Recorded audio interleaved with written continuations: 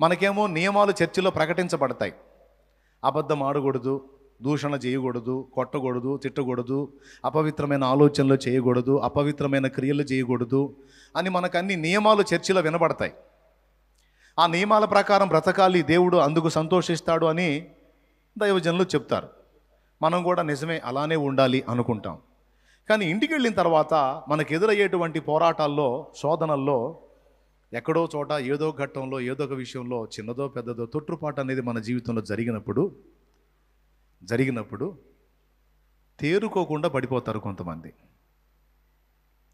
ఇక వాళ్ళే జడ్జిలుగా మారి సాక్ష్యం చెప్పుకుంటారు. నేను పనికిరాను, దేవుడు నన్ను ఒప్పుకోడని ఎంత ఏడుస్తారో, ఎంత కుమిలిపోతారో. ఒక మాటలో చెప్పాలంటే చేతికి వస్తారా రారా అనిపిస్తుంది. ఈ అనుభవాలు నేను ఎదుర్కొన్నానన్నా అన్నోళ్ళు చేయొద్దండి. ఆత్మీయ జీవిత యాత్రలో ఇవి నేను ఎదుర్కొన్నాను అన్నోళ్ళు చేయొద్దండి.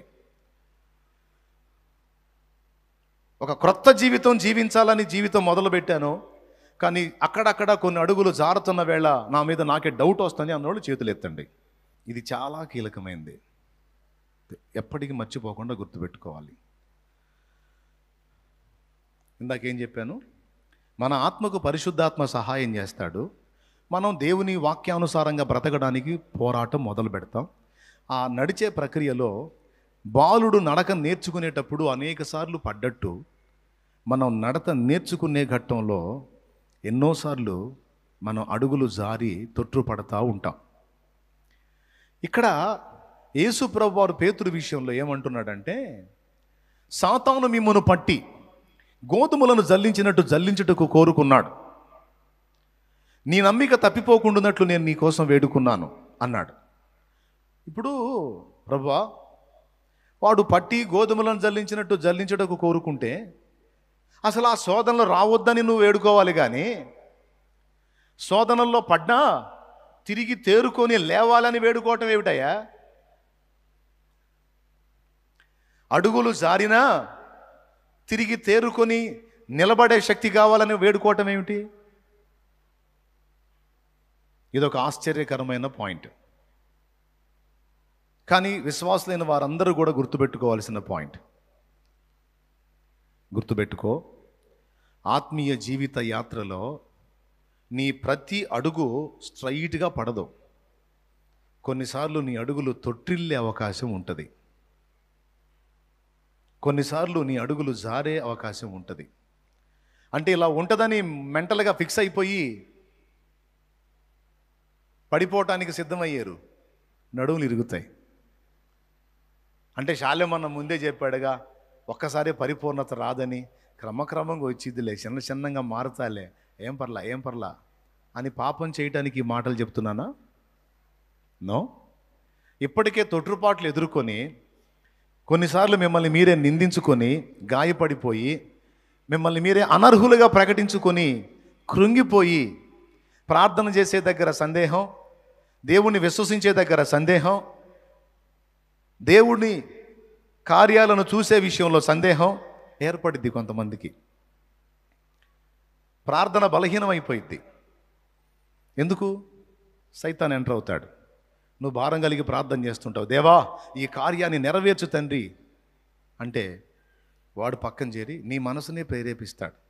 పెద్ద మనిషి భలే చేస్తున్నావే, అసలేం ఎరగవు నువ్వు, అస్సలు ఒక్క తప్పు కూడా లేదు నీ దగ్గర, నువ్వు నీ బతుకు, నీ కథ, నీ ఆలోచనలు, నీ పాపాలు నువ్వు తట్టెడు పెట్టుకొని నువ్వు పెద్ద అపరపరిశుద్ధుల్లాగా, అపోస్తలుల్లాగా, అపోస్తలిక సేవకురాల్లాగా అడుగుతున్నావే. పాపుల మనవి ఆయన వినడం తెలియదా నీకు? పాపుల ప్రార్థన వినడం తెలియదా? నీ ప్రార్థన చేరిద్దా దేవుని దగ్గరికి? నువ్వేం మహాభక్తురాలు అనుకుంటున్నావా? నువ్వేం మహాభక్తుడు అనుకుంటున్నావా? ఎందుకు వింటాడు నీ ప్రార్థన? నువ్వేమని తిట్టావు నీ భార్యని? నువ్వు కొట్టావుగా, వింటాడు నీ ప్రార్థన? నువ్వు ప్రార్థన చేస్తే కూడా అద్భుతాలు జరుగుతాయా? అసలు ముందు నీ బతికేం మారలేదు అనే ఆలోచనలు ఎప్పుడైనా నీకు వచ్చినాయా లేదా? వస్తే చేతులెత్తు. ఎందుకంటే ఇలాంటి ఆరోపణ దురాత్మలు చేస్తాయి, మన మనసును రేపుతాయి. మనం బలమైన కార్యాలు సాధించడం కోసం ప్రార్థనకు ఉపక్రమించినప్పుడు ఇలాంటివన్నీ తీసుకొచ్చి నువ్వేంటి, నీ బ్రతుకేంటి, నీ వ్యవహారం ఏంటి అనే ప్రశ్న సైతాను సంబంధులు మనల్ని వేస్తుంటారు. మన మనస్సుని ప్రేరేపించటం వాడికి తెలుసు, వాడికి వెనతో పెట్టిన విద్య అది. మనస్సును ప్రేరేపించటం, వ్యతిరేకమైన సిగ్నల్స్ మన మైండ్లోకి పంపించడం సైతానికి చాలా తెలుసు. ఇస్కరియోతు యోధా అనే వాళ్ళలో యేసు ప్రభుని అమ్ముకోవాలనే ఆలోచన పుట్టించింది వాడేనని చెప్పింది బైబిల్లో. ఈ మనసులోకి రాంగ్ సిగ్నల్స్ పంపించడంలో మంచి నిపుణుడు వాడు. దానికి వాడు నీ క్యారెక్టర్నే ఎత్తి చెబుతాడు. నీ ప్రార్థన బలహీనమైపోయింది. నువ్వే ప్రార్థన చేస్తా ఏమంటావు తెలుసా? అయినా నా ప్రార్థన నువ్వు ఎందుకు వింటావు ప్రభా? నేను అందరిలాగా మంచిదాన్ని కాదుగా. శాలేమన్నంత నీతి నా దగ్గర ఎక్కడుంది తండ్రి? ఫలానా అక్క అంత నీతి నా దగ్గర ఎక్కడుంది ప్రభా? వాళ్ళు ఒక్క తప్పు కూడా చేయరు, నేను ఎన్ని తప్పులు చేశాను.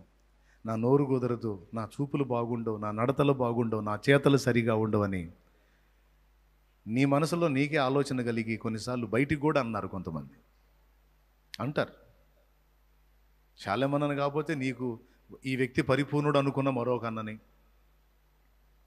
నేనైతే పాటలే పాడుకున్నా. అబ్రహాము లాంటి విశ్వాసం లేదు, దానియేలంత బహుప్రియుని కాదు, దావీదులా నీ చిత్తానుసారమైన మనసు నాకు లేదు, అష్టవంకర్ల బతుకునాది అని ఏకంగా ఒక్క మాట చెప్పనియండి. ఓటమి అంటే ఏంటో తెలుసా? నిజమైన ఓటమి అంటే ఆత్మీయ జీవితంలో తొట్టుపడటం ఓటమి కాదు. ఆత్మీయ జీవితంలో దెబ్బ తినటం, కింద పడటం ఓటమి కాదు. పడిపోయి తిరిగి లేవకుండా మానసికంగా కృంగిపోతాడు చూడు, అది ఓటమి. అడుగు జారి కింద పడి తమను తాము నిందించుకుంటూ తిరిగి లేవకుండా అక్కడే కూలబడి ఉంటారు చూడు, అది నిజంగా ఓటమే. కానీ గొప్పతనం ఏంటో తెలుసా? దెబ్బ తిని కూడా కొంతమంది తేరుకొని నిలబడతారు చూడు, అది విజయం. కోడి పందాల్లో 2 రకాలు ఉంటాయి. కొన్ని కోళ్ళకి కత్తి తగిలితే ఇక కూర్చొని లేగవు. ఇక కత్తి తగలనంత వరకు ఎగిరెగిరి కొడుతుంటుంది ఎదురుకోడిని. దాని కత్తి ఏదన్నా ఒకటి తగిలిందా దీనికి అంటది, కూర్చుంటుంది ఆడే, ఏ లేవదు అది. కానీ కొన్ని కోళ్ళు అట్లా కాదు, దెబ్బ తగిలే కొద్దీ రేగుతూ ఉంటుంది అది. ఇప్పుడు నేను చెబుతుంది ఏంటంటే, దెబ్బని పొందటంగా దెబ్బ తగిలింది ఓకే. కొంతమందికి వ్యాపారాల్లో దెబ్బ తగిలిద్ది, కొంతమందికి వాళ్ళ చదువులో దెబ్బ తగిలిద్ది, ఎగ్జామ్లో దెబ్బ తగిలిద్ది, కొంతమందికి ఉద్యోగాలు ఏదో ఊహించారు ఆశించారు దెబ్బ తగిలింది అందలా, కొంతమందికి ఏదో ప్రయత్నాలు చేశారు, పొలం వేశారు, దెబ్బ తగిలింది. నా పాయింట్ ఏంటంటే, దెబ్బ తగిలింది, తగిలిన నీవు అక్కడే కూర్చుంటావా, తేరుకొని లెగుస్తావా? ఆత్మీయ జీవిత యాత్రలో నువ్వు పోరాడుతున్నావు. రకరకాల లోకాశలు, ఆకర్షణలు నీ చుట్టూ పరిభ్రమిస్తున్నాయి. కొన్ని ఇట్లాగుతున్నాయి, కొన్ని ఇట్లాగుతున్నాయి, దెబ్బలు తగులుతున్నాయి. నా పాయింట్ ఏంటంటే, తగిలిన దెబ్బని పొంది కూర్చోటమా, తిప్పుకొని రేగటమా? అది దేవుడు చెప్తున్న మాట. అది వీరుడి లక్షణం. అది వీరుడి లక్షణం. దెబ్బ తగలగానే వీరుడు కాస్త భీరుడైపోకూడదు. నిజంగా వీరుడు ఏం చేస్తాడో తెలుసా? దెబ్బ తగిలితే ఏ కారణాన్ని బట్టి దెబ్బ తగిలిందో ఎరిగి మరోసారి ఆ దెబ్బ తనకు తగలకుండానట్లు తప్పించుకొని తిరిగి తేరుకొని లేచి మళ్ళా యుద్ధం ప్రకటిస్తాడు. అది వీరత్వం. అంతేగాని కొంతమంది కాదు, చాలామంది ఓటమిని అంగీకరిస్తారు. వీరత్వంలో 2 విషయాలు ఉన్నాయి, గుర్తుపెట్టుకోండి. దెబ్బ తగిలినంత మాత్రాన వీరుడు వెధవగాడు. దెబ్బ తగిలినంత మాత్రాన వీరుడు వెధవగాడు. వెధవ ఎప్పుడవుతాడో తెలుసా? తగిలిన దెబ్బను చూసుకొని మూలన కూర్చుంటాడు చూడు, ముసలమ్మలాగా. అప్పుడు నెంబర్ 1 ఎదవ. దెబ్బ తగిలిందని మూలన కూర్చుంటాడు చూడు, అప్పుడు నెంబర్ 1 వెధవైనట్టు అనమాట. వీరత్వం అంటే ఏంటో తెలుసా? ఇప్పుడు ప్రయత్నం చేసావు బ్రదరు, వర్కౌట్ కాల, వేస్ట్ అని కూర్చుంటే దట్ ఈజ్ నెంబర్ 1 వెధవ తనం. అది నెంబర్ 1 వెధవతనం. ఈ రూట్లో ప్రయత్నం చేసా, సఫలం కాల, ఇంకొక రూట్లో ట్రై చేస్తా. నా ప్రయత్నాన్ని మాత్రం మానుకో. ప్రయత్నాన్ని నిలదొక్కటానికి, జయించడానికి, సాధించడానికి ప్రయత్నాన్ని మానుకోవటం వెధవతనం. ఎన్నిసార్లు తొట్టుపడినా తిరిగి నిలదొక్కడానికి ప్రయత్నం చేయటమే వీరత్వం. ఈ రూట్లో ట్రై చేసా, వర్కౌట్ కాదు, ఇంకొక రూట్లో ట్రై చేయి, ఇంకొక రూట్లో ట్రై చేయి, ఇంకొక విధంగా ట్రై చేయి. ఒక బల్బు కనుగొనడానికి ఇంచుమించు ఎన్నిసార్లు పరిశోధన చేశాడని ఉందయ్యా థామస్ ఆల్వా ఎడిసన్? 1000 ప్రయత్నాలట. ప్రయత్నం మానుకున్నాడా? మానుకుంటే బల్బు వచ్చేది కాదు. మానుకోవాలా? ఎందుకు? దేవుని బిడ్డ. దేవుని బిడ్డలకి సైకలాజికల్గా ఒక తత్వం ఉంటుంది. ఏంటో తెలుసా? మొండితనం. మొక్కవోని దీక్ష, మొండితనం, మొక్కవోని దీక్ష, పట్టుదల. అది యేసు రక్తమును బట్టి మనకి ఎంటర్ అయింది అనమాట. నువ్వు ఒప్పుకుంటావు సైతాను ముందు తలకాయ ఉంచుతావా? ఓడిపోయాను సైతానా అని. సైతానా, నేను ఓడిపోయేది ఇదిరే. యుద్ధ రంగంలో ఒకసారి కత్తి అడ్డు తగిలిద్ది, ఒకసారి ఇడి తగిలిద్ది. కొడితే తిరిగి కొట్టడానికి, తిడితే తిరిగి తిట్టడానికి గొప్ప బలమేం అవసరం లేదు కదండి. అవసరమా? తిట్టిన తిట్టును తట్టుకోవటానికి దమ్ము కావాలి. కొడితే దెబ్బను తిరిగి కొట్టకుండా తట్టుకోవటానికి గుండె కావాలి. దెబ్బను సహించడానికి, నిందను మోయడానికి, మాటను పడడానికి, దోషణ తట్టుకోవడానికి గుండె కావాలి. రియాక్ట్ అవ్వటం ఎంతసేపు? బూతులు తిట్టినవాడిని తిరిగి తిట్టడానికి మనకేం తెలియదు. ఏంటి పిహెచ్డి చేయాలా ఆ దరిద్రాల్లో? పచ్చి కూతలు, ఇక వాడి చెవుల్లో రక్తాలు రావాలి భయంకరంగా, ముక్కులో కూడా రావాలంతే. కొత్త తిట్లు కనిపెట్టి మరీ తిడతాం. మనమేం ఎరగని తిట్లే, అందులో పుట్టి అందులో పెరిగి ఆ టైపులో వచ్చిన వాళ్ళు మొత్తం చండాల బతుకుని. ఆయన రక్తంతో గడిగి శుద్ధి చేశాడు కాబట్టి పరిశుద్ధంగా, పవిత్రంగా మాట్లాడుతున్నాం. లేకపోతే పేలిపోద్ది ఒక్కొక్కడికి. కానీ దేవుడు ఏం చెప్పాడు? తిడితే తిట్టడం గొప్ప కాదురా, కొడితే కొట్టడం గొప్ప కాదు. కొట్టిన దెబ్బను, తిట్టిన తిట్టును తట్టుకోవటానికే గుండె కావాలి. వాడే నా బిడ్డ అన్నాడు. ఉమ్మవారికి నా ముఖమును, కొట్టువారికి నా వీపును మరుగు చేయలేదు. నన్ను చూసావా? నీవును అంతే. మనమే ఊరిని కత్తులు కట్టాలు తీసుకొని ఎగబడి చేసేది లేదు. కానీ ఆధ్యాత్మిక యుద్ధ భూమిలో సైతానుతో మనం తలపడ్డాం. మనకి ప్రతి ఘట్టంలో వాడు ఎదురొస్తాడు. నువ్వు చేసే పనిలో, ఆత్మీయ జీవితంలో, ప్రతి దానిలో ఎదురొస్తాడు. ప్రతి ఘట్టంలో నిన్ను పడద్రోయటానికి వెంటాడుతూనే ఉంటాడు. ఎక్కడైనా తొట్టుపడిందాకా నిన్ను శోధిస్తాడు. తొట్టుపడ్డ తర్వాత నీ పక్కన చేరి వేధిస్తాడు. నీ మనసును తిరగకుండా చేస్తాడు. అది యేసయ్య చెప్పింది.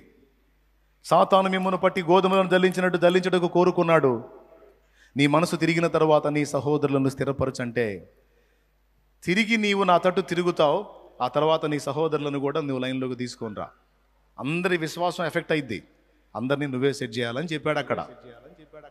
కానీ మన మనస్సును తిరిగి దేవుని వైపు మళ్ళకుండా సాతాను మనల్ని టార్గెట్ చేస్తాడు.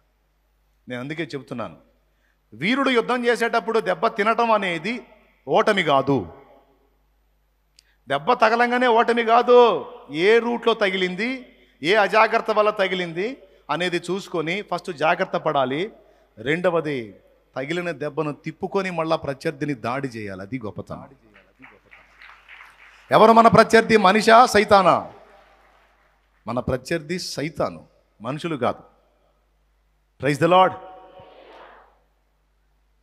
వాడు మన మీద అటాక్ చేసినప్పుడు, ఒకవేళ ఒకసారి మనకి గాయాలు తగిలితే, తగిలిన గాయాలు చూసుకొని నిన్ను నువ్వే నిందించుకుంటా, సీసా అనుకుంటా ఆడనే కూర్చోవద్దు. అది వెధవతనం అని చెప్తున్నా.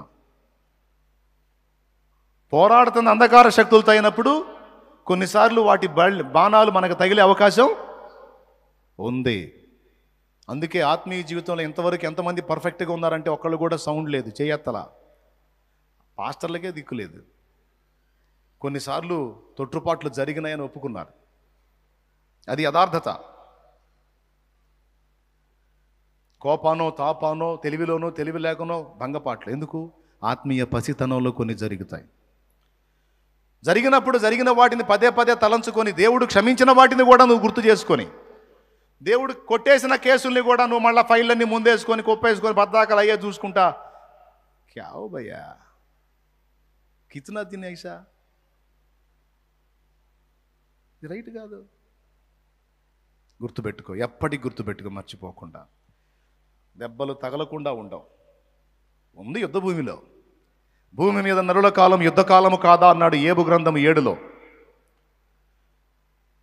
ఎఫెసీ పత్రిక 6:12లో మనం పోరాడుతున్నది శరీరులతో కాదు, ప్రధానులతోనూ, ప్రస్తుత అంధకార సంబంధులకు లోకనాథులతోనూ, ఆకాశ మండలమందున దురాత్మల సమూహములతో మనం పోరాడుతున్నామని చెప్పాడు పౌలు. పోరాటంలో మనం ఉన్నాం. పాటలేం పాడుతూ ఉంటాం, పోరాటం, ఆత్మీయ పోరాటం అని. మనమే మర్చిపోతాం పోరాటంలో ఉన్నామన్న సంగతి. ఒక పనికి నువ్వు పూనుకున్నప్పుడు పనిలో ఎదురు దెబ్బ తగిలితే కూర్చొని మూల కూర్చోవడం కాదు, మళ్ళా ప్రయత్నించి ఇంకొక విధంగా.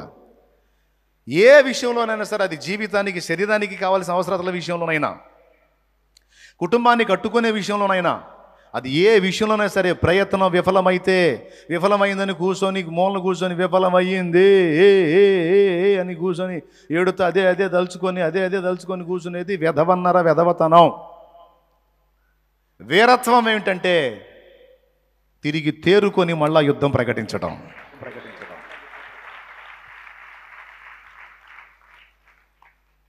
తిరిగి మొదలుపెట్టు. ఎక్కడ వైఫల్యం జరిగింది, ఎక్కడ తేడా జరిగింది, ఎందుకు ఇట్లా అయ్యింది, ఎందుకు ఇట్లా ఓటమి పాలయ్యాను తెలుసుకొని దిద్దుకొని మళ్ళా మొదలుపెట్టు. ఆ పోరాట పటిమ దేవుడు మెచ్చుకోవాలి. వాడు ఆగడరా నాయన, ఆమె ఆగదరా నాయన, నా బిడ్డరా, సాతానుకు లొంగుతారా? అదిగో చూడు, మళ్ళా యుద్ధం ప్రకటించింది చూడు, అదిగో లెగుస్తుంది చూడు, అదిగో మళ్ళా లెగుస్తున్నాడు, అదిగో యుద్ధం ప్రకటిస్తున్నాడు వాడి మీద. రేయ్ శత్రువా, అయిపోయింది అనుకున్నావా? ఈ ఊపిరి ఉన్నంత వరకు పోరాటం నడుస్తూనే ఉంటుందిరా. వాణ్ణి గెలవాలి, నిన్ను చేరాలి. వాణ్ణి గెలవాలి, నిన్ను చేరాలి. నా తండ్రి పౌరుషం కలిగిన వాడు. నా తండ్రి తిప్పితే బాగుండలే, దేవునికి స్తోత్రం. నా తండ్రి పరాక్రమము కలిగిన వాడు. ఆయన రక్తం ప్రతి ఆదివారం ఆయన శరీరం తీసుకుంటున్నాను నేను. నా తండ్రి బలహీనుడైతే కదా నేను బలహీనపడటానికి, నా తండ్రి ఓడిపోతే కదా నేను ఓడిపోవటానికి. ఆయన జయించిన వాడు. ఆయన రక్తమును బట్టి, ఆయనను గూర్చిన సాక్ష్యమును బట్టి నేను కూడా జయించిన వాడను. హల్లెలూయా. అసలు యేసును బట్టి ఎప్పుడో జయించాం మనం. యేసును బట్టి ఎప్పుడో జయించాం. జయించిన వాళ్ళ లిస్టులో ఉంది మన నేమ్ ఆల్రెడీ. అయితే ఏం చెప్పాడంటే, ఆల్రెడీ లిస్టులో రాశాను, రాసిన దానికి కాస్త సార్థకం చేసుకో అంటున్నాడు అంతే. పరిశుద్ధుడని పిలిచాను, ఆ పిలుపును కొంచెం సార్థకం చేసుకో అంతే అన్నాడు. సార్థకం చేసుకోవడం అంటే ఏంటి?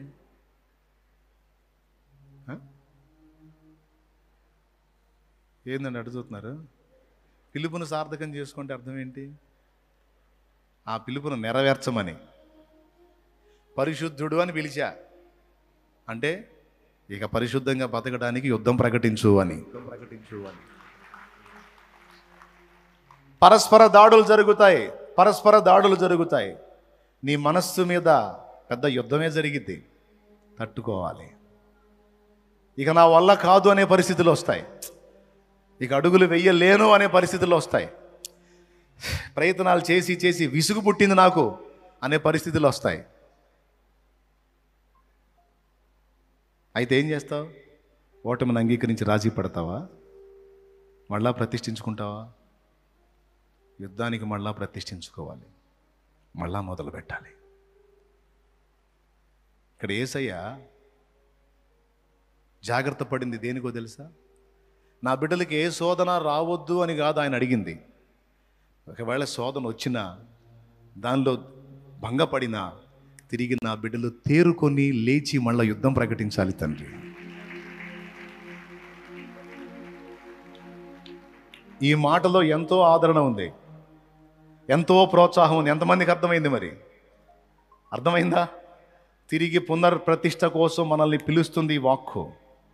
లే, గతం గతః, అయిపోయింది, అది అయిపోయింది, మళ్ళా యుద్ధానికి సిద్ధపడమని దేవుడు పిలుస్తున్నాడు.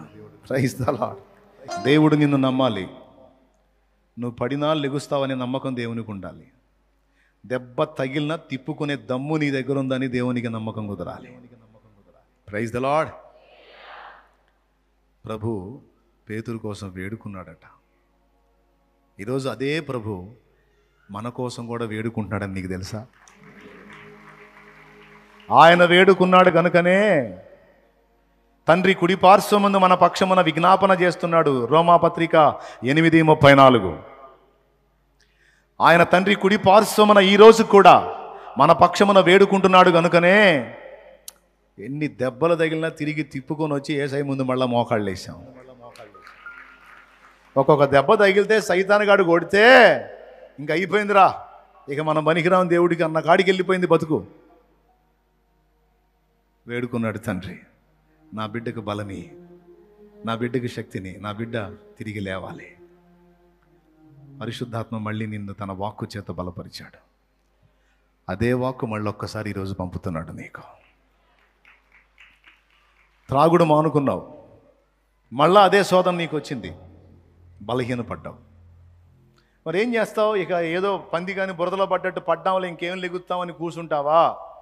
లేకపోతే వీరుళ్లాగా దెబ్బ తగిలినా సరే మళ్ళా ఏయ్ ఏయ్ సైతానా, నేను దాన్ని వదిలేసా, మళ్ళా నా మీదికి తెచ్చావు దాన్ని, నేను అక్కడే కూర్చుంటాను అనుకున్నావా? రేయ్ మళ్ళా ఉపవాస ప్రార్థన చేస్తా, మళ్ళా యుద్ధం ప్రకటిస్తా, దాన్ని అధిగమించి నిలబడతా, దాన్ని గెలుస్తా. ప్రతి వ్యసనంలో ఇదే వర్తించింది. కొంతమంది ఓడిపోయారు, అంగీకరించారు, వెధవల లిస్టులో చేరారు.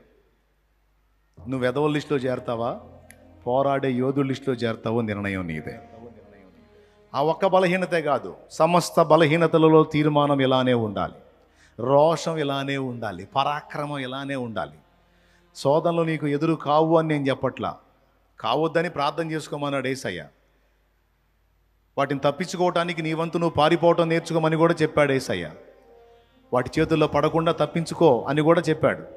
అయినా సరే ఏమరపాట్లో ఉన్నప్పుడు ఏదన్నా ఒక దాడి జరిగితే మళ్ళీ చెప్తున్నా, తిప్పుకోవటం నేర్చుకో, తిరిగి వెంటనే తేరుకొని వీరత్వంతో లేచి శత్రువు మీద యుద్ధం ప్రకటించడం నేర్చుకోమని ఒక్క మాటతో ముగించదలుచుకున్నాను. ఒక్క మాట, కోట్ల రూపాయల మూట. స్తోత్రం. ఎన్ని రూపాయలు లెక్కడదాం దీనికి? ఎక్కడెక్కడ దిగజారారో ఒక్కసారి లెమ్మని దేవుడు పిలుస్తున్నాడు. లే, తేజరిల్లు నీకు వెలుగు వచ్చింది అంటున్నాడు ఆయన. లే, మళ్ళా నిన్ను అభిషేకిస్తాను, క్రొత్త తైలముతో నిన్ను నింపుతాను, గురుపోతు కొమ్ము వలె నీ కొమ్ము పైకెత్తుతాను. నువ్వు నా సొత్తు, నువ్వు నా కుమారుడివి, నా కుమార్తెవి, నీవు నా రక్తం. పిరిగి పందవు కాదు నువ్వు, అవిశ్వాసివి కాదు నువ్వు. నా ప్రేమ నీకు తెలుసు, నా దయ నీకు తెలుసు, నా కృప నీకు తెలుసు, నా క్షమాగుణం నీకు తెలుసు. ఇదిగో నేనే నా చిత్తానుసారముగా నీ అతిక్రమములన్నిటినీ తుడిచివేశాను, వాటిని మరి అన్నడు జ్ఞాపకం చేసుకోను. లే, మోకాళ్ళే, నీ ప్రార్థనకు విలువ ఉంది. నువ్వు ఒప్పుకున్న ప్రతి దోషం అప్పుడే కడగబడింది. నువ్వు ఈ క్షణాన మోకాళ్ళు అని ప్రార్థన చేసి పశ్చాత్తాపడి దిద్దుకొని నువ్వు మొదలు పెడితే నీవు పరిశుద్ధమైన బిడ్డగా నీ ప్రార్థన నేను అంగీకరిస్తా. నీ గతకాలపు తొట్టుపాటులు నేను గుర్తు చేసుకోను. ఈ క్షణాన నువ్వు దోషాలు దిద్దుకొని మారు మనసు పొంది పశ్చాత్తాప్తుడవై నా కృపను వేడుకొని ఏ విషయాన్ని గూర్చైనా నువ్వు ప్రార్థన చేస్తే పరిపూర్ణ పరిశుద్ధుడి ప్రార్థన వలె నీ ప్రార్థన నేను అంగీకరిస్తా. పరిపూర్ణ పరిశుద్ధురాలి ప్రార్థన వలె నీ ప్రార్థన నన్ను అంగీకరిస్తా నా కుమారి, నీకు భయమొద్దు. అరే నేను కొట్టేసిన కేసులు నువ్వెందుకు గుర్తు చేసుకుంటున్నావు? నేను క్షమించిన దోషాలు నువ్వెందుకు గుర్తు చేసుకుంటున్నావు? వదిలే, ఇక నిలబడు, శత్రువు మీద యుద్ధం ప్రకటించు. ఊపిరున్నంత వరకు పోరాడుతూనే ఉండు. వీరుల లెక్కలో నిన్ను రాశా అంటున్నాడు ఆయన. యోధురాలి లెక్కలో నిన్ను రాశాను నా కుమారి. నా కూతురు యోధురాలు. నా కూతురు పిరికి పంద కాదు, నా కూతురు వెధవ కాదు, నా కూతురు రోషగత్తె, నా కూతురు రాజీ పడదు, నా కుమారి రోషగత్తె. పాపంతో రాజీ పడదు, శాపంతో రాజీ పడదు, దరిద్రతతో రాజీ పడదు. నా బిడ్డ పోరాడిద్ది, శత్రువుతో రాజీ పడదు, ఓటమిని ఒప్పుకోదు. నా కూతురు రోషం కలిగింది, ఆమెలో నా రక్తం ఉందని చూసుకుంటాడు ఆయన. నా కుమారుడు రోషగాడు.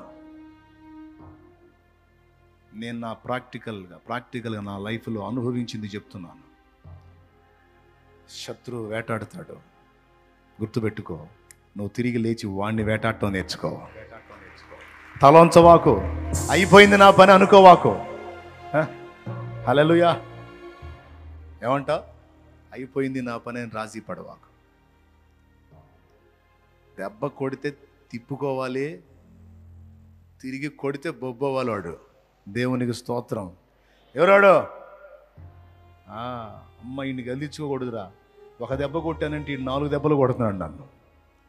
ఒక విధంగా వీడిని నేను అంతే పగ తీర్చుకుంటా వాడిని. నన్ను గెలిగాడంటే మాత్రం వాడికి చెప్పే కొడతాను నేను. అరే ఇప్పుడు అంతకుముందు ఒక ఇంత చేస్తానా, నన్ను గదిలిచ్చావు, ఇప్పుడు 4 ఇంతలు చేస్తా. ఒక పక్క పెట్టాను, ఇప్పుడు 4 పక్కలు పెడతా, సవాల్ చూసుకోరా అని వేస్తా వాడికి. దేవునికి స్తోత్రం. నిన్నున్నాను ప్రశాంతంగా, నా ఊపిరి ఉన్నంత వరకు నిన్ను ప్రశాంతంగా ఉన్నాను. సవాల్ అది. పౌరుషం ఉందా లేదా? పౌరుషం గలవారై ఉండుడని ఉందా లేదా? పౌరుషం అంటే జనాన్ని కొట్టడమా? శత్రువుని వేయటం. శత్రువుని వేయాలి, దెబ్బ మీద దెబ్బ. ఎంతమందికి అర్థమైంది? ఇంతమందికి అర్థమైతే ఇంకెందుకు లేండి. నష్టం వస్తే జీవితమే పోయిందా? అప్పులైతే లైఫే పోయిందా? సమస్యలు వస్తే ఇక జీవితమే తెల్లారిపోయిందా? ఎవడు చెప్పాడు నీకు? ఇంకా దిక్కు లేదా? ఇంకా మళ్ళీ కోలుకునే స్థితి లేదా? మళ్ళీ నడుంగట్టు, క్రొత్తగా ప్రారంభించు. మరొక నూతన అధ్యాయాన్ని నీ జీవితంలో నా దేవుడు ప్రారంభిస్తాడు. వెనకడుగు వేయవాకు, సైతానికి వెన్ను చూపవాకు. రొమ్ముకు రొమ్ము, రొమ్ముకు రొమ్ము. వెనక్కి తగ్గే పరిస్థితే. చట్టిలో పెట్టుకొని కూర వండుకుంటే కిలో కాదు కోడి పుంజు. చికెన్ చేసుకొని ఫ్రై చేసుకొని తింటే కిలో కాదు కోడి. వదిలిపెట్టేదాన్ని ఇంకో దాని మీద సావటమో చంపటమో తేలిపోవాలంతే. వెనకడుగు వేసే ప్రసక్తే లేదు. పచ్చడైన వదిలిపెట్టదాం. మరి ఇంత మనిషివి నువ్వు, అంత రోషగాడైన దేవుణ్ణి కలిగి నువ్వు ఎట్లా ఓటమిని అంగీకరిస్తావు? ఎట్లా లైఫ్ అయిపోయిందంటే లైఫ్ అయిపోయింది, కొలాప్స్ అయిపోయింది, జీవితం అయిపోయిందని మాట్లాడుతున్నా? ఎవడు చెప్పాడు జీవితం అయిపోయిందని? ఎవడు చెప్పాడు నువ్వు ఇక బాగుపడవని? ఎవడు చెప్పాడు నీవు లైఫ్లో ఏం సాధించలేవని? ఎవడు చెప్పాడు నీకు టైం అయిపోయిందని? ఎవరు చెప్పారు నువ్వు అన్ఫిట్ అని? నీవు దిగంబరువని నీకు చెప్పినోడు ఎవడు అన్నాడు ఆదాంతో? ఎవరు చెప్పారా నీకు పిచ్చోడా? నువ్వు దిగంబరివో, మంచోడువో, బట్టలు ఉన్నాయో లేవో నేను కదా చెప్పాలి. డాక్టర్ సర్టిఫికేట్ ఇస్తే అయిపోయిందా? ఇంకా చచ్చిపోతావా? అప్పు చెప్పుకుంటున్నావు ఇక సావుకి? అయిపోయింది. పెద్ద రోగం అంట, క్యాన్సర్ అంట, గుండె జబ్బు అంట, వాల్స్ బ్లాక్ అయినాయి అంట, కిడ్నీలు పోయినాయి అంట. అప్పు చెప్పుకుంటున్నావు సావుకి? అప్పు చెప్పుకుంటున్నావా? నో, డాక్టర్ చెప్పాడు కానీ యేసు చెప్పాలా ఆ మాట. యేసు చెబితే అప్పుడు సిద్ధపడు. యేసు చెబితే అప్పుడు సిద్ధపడు. ఆయన నిన్ను స్వస్థపరుస్తాడు. హిజ్కియా గోడ తట్టు ముఖం తిప్పుకొని దేవాని మొర్ర పెడితే మారు మాట లేకుండా మళ్ళా ఇదిగో 15 సంవత్సరాల ఆయుష్ నీకు పొడిగిస్తున్నానని చెప్పాడే. 15 ఏళ్ళ ఆయుష్ను పొడిగించాడే. నీ విషయంలో చేయలేడా? చచ్చినోళ్ళని బతికించాడే. పాడైపోయిన అవయవాలను తిరిగి బాగు చేశాడే. చెడిపోయిన అవయవాలను తిరిగి క్రొత్తవిగా చేశాడే.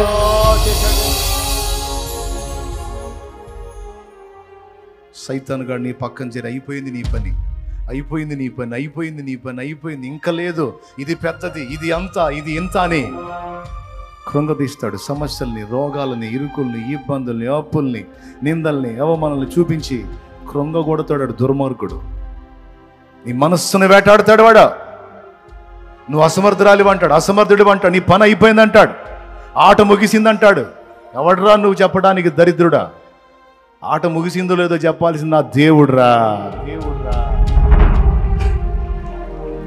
యుద్ధం ముగిసిందో లేదో చెప్పాల్సింది నా దేవుడు. నువ్వెవడురా? ఆయన నన్ను స్వస్థపరచగలడు. ఆయన తలుచుకుంటే నా అవయవాలని క్రొత్తవిగా చేయగలడు. నాకు ఈ అవయవాలు ఇచ్చిందే ఆయన, నాకు ఈ దేహాన్ని ఇచ్చిందే ఆయన. ఆయన తలుచుకుంటే వాటిని క్రొత్తవిగా చేయగలడు, నూతన పరచగలడు.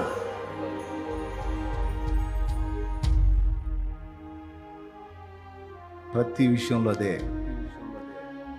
జీవన పోరాటమైన, ఆత్మీయ పోరాటమైన.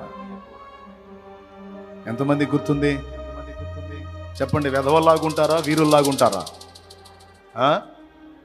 వెధవంటే ఎవరు?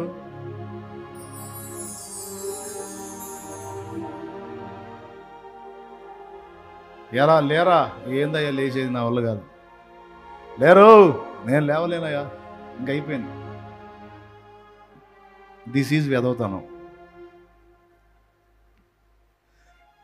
వీరర్థం వాడు వెనక్కి నెట్టి అయిపోయిందిరా నీ పని అన్నా కూడా ఏందిరా అయిపోయిందని ముందుకు రావటం.